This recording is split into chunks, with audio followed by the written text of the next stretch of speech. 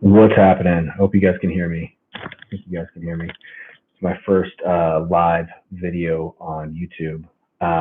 So today is day one of fitness on my squat every dang day program. This program is a bitch. It's gonna suck. Um, so I'm writing a book, and you can get the book, and I'll have the links below in a few days on this one. I'll be posting every day or at least 5, 6 days a week on this. Here's the deal. I'm going to have two programs at the end of this program that I do. I'm doing it for myself. I'm not doing it for myself, but so you can see the difference. So I can talk through what it's about, and kind of walk along me as I do it, walk alongside me, so that you can do it as well. Here's the thing. I want you to be able to do this program anytime in your life, anytime within your training protocols. You can stop what you're doing, or you can add it to your training protocol, whatever. You should do it now. The goal is to do minimum 4 weeks. We really should do 6.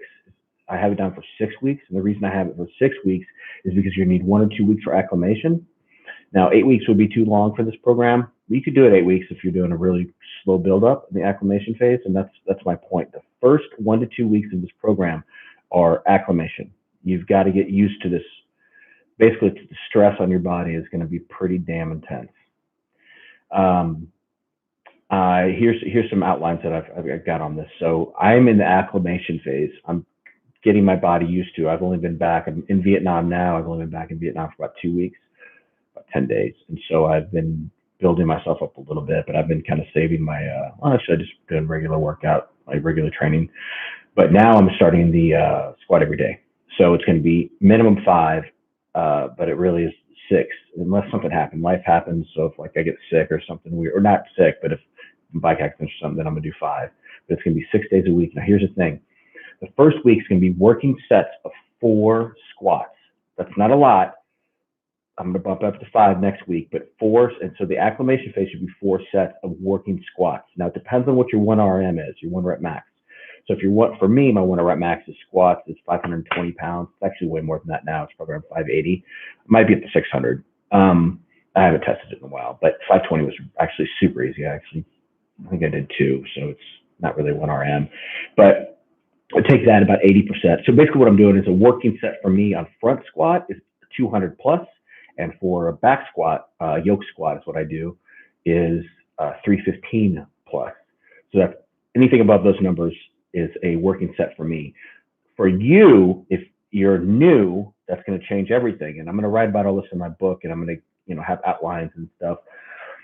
But let's say you're brand new to squatting, which, to be honest with you, 90% of the people on the fucking planet are. Everybody sucks at it.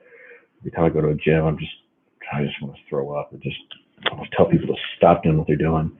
If you don't like my attitude, I don't give a shit. And don't watch me. But the reality is most people can't do this, cannot squat.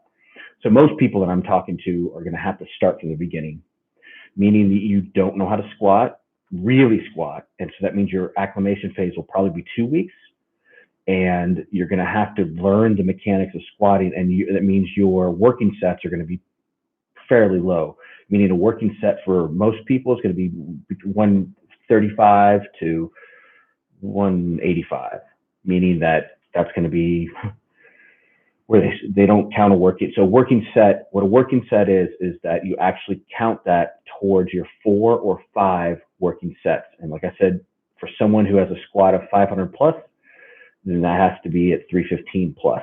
Anything at 315 below is warm up. So warm up set is anything that is below your threshold. Now, the thing you got to be prepared for in this is that it's going to be mentally and physiologically challenging, obviously. But the problem is most people, including myself, think they overtrain. I've only had 1 time in my life where I actually overtrained, and that shut my body down pretty bad. But I could have kept training. I just chose to listen to some signs, whatever. So I didn't. But the reality is nobody's really overtraining, so you don't have to worry about it. But this program, the Squat Every Dang Day program, is going to be so mentally challenging because you're not going to want to squat. Not only that, you're going to be sore. You're going to think you're going to get hurt more. There's a lot of things you have to overcome. And I'm not a doctor, and don't. I'm not telling you to train past pain and get hurt. So don't sue me because that's bullshit. I'm not saying that. But the goal here is to not quit unless you absolutely need to. You just have to squat every dang day, and just prepare yourself for that. Now, if you are injured, stop. But again, you have to figure that out. I don't know. I'm not telling you to keep training when you're injured because that's not what I'm saying. So the key points that I wanted to talk about today are: I started today, and yeah, it's a regular day. We'll see how this goes in like 10 days into it. But I'm in the acclimation phase. For me, I'm just going to acclimate one week. I don't need more than that. And the squats that I'm going to be splitting it up between are going to be a yoke squat, because you can see I can't, my left won't go back. I can't actually grab the bar. My labrum is completely disconnected, so I can't use that. But I'm going to be switch it up between a yoke bar squat and a front squat and zerkers. It's going to be primarily a yoke squat and front squat, and I'm going to do zerkers as well.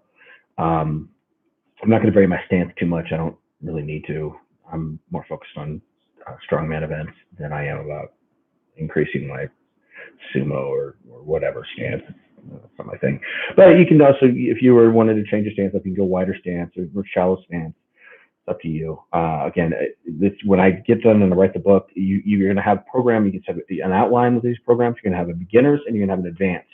Now, the advanced will be able to do the beginners twice around that. So it'll be kind of like 2 programs for advanced. For beginners, you've got 2 programs because you can do beginner and then train more after that. And then you'll do the advanced program 6 to 12 months after that. You just have to build up to the advanced program if you're a beginner. So anyway, there you go. First day. I have no idea how this live stream thing works on YouTube, and I hope you enjoyed it. And if you watch it, and a year from now, it's 2020, it's like February, the beginning of February, I'll be doing videos on this, on pretty much all different types of training every month. So thanks for your time, and I hope you're doing well. Yes, I want to end it.